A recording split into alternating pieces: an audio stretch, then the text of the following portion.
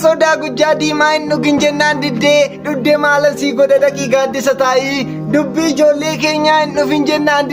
dufte malan si goda ciisi urji lakai ila dubbi kiyya ubattani jarana Allah keessa nakasitti dubartii irraa carana abbo Yesus to guddaadha ammuma jedhuga isi warri dhiiramo utuu kana ciifattani ala keessin keessa ba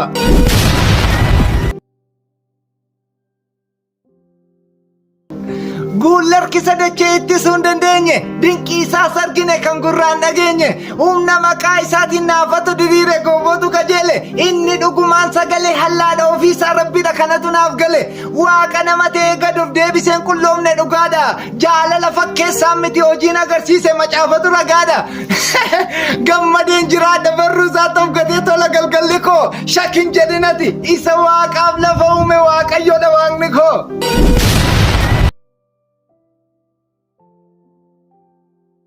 Umna maqaa isaatiin seexanni kan hollatu masiicha jiraataa hundaa ol ta'ee jiraatu dhadhaabbata tokko malee galaanarra kan deemu qilleensarras karaa qaba ogummaan isaan beekamu du'aa Laazaariin kaasee jireenya kan hire bishaan qulqulluu fuudhee daadhiitti kan jijjiire Yesuus malee jiraare hin jiru.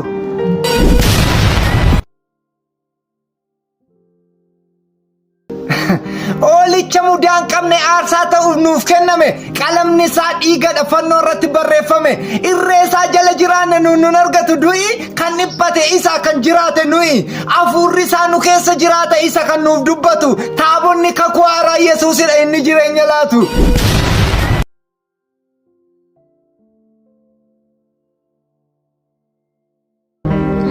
Erga qotuun inoollee amboqqolloon facaase isa sheeta baatu erga waamuun inoollee maqaa Yesuusin waame isa jireenya laatu icciitiin qabu sitti muuf gadi baasee waan tan qabu gola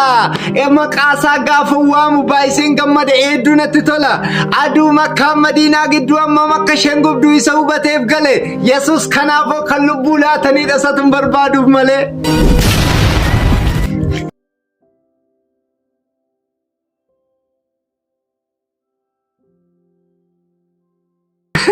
Utuu waaqatee qarshii 30 akkamiin gurguramaa nama duutee badduun akkamiin reebamaa yaadaan fagoo deemee jechaan dubbii kuusuu mukarratti fannifamuu waaqummaa isaa gadi hin buusuu warri jettanii odeessitan mammaaksa wallaalaa du'a mo'ee karaa bane inni kun hundaa caala eeyyen cinaachisaa waraanamnaan jireenyi keessaa bee dhiigaan ofitti nu firoomse Yesuus baga du'e.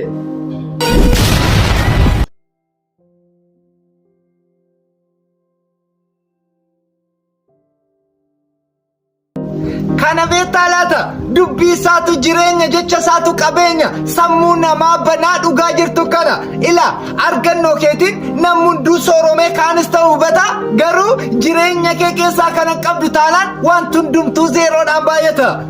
beekumsa kee furdisee duubaasi dursiisa koompaasii guddinaati kallattii si qabsiisa wangeelli qulqulluudha kan hundaa caalutisa.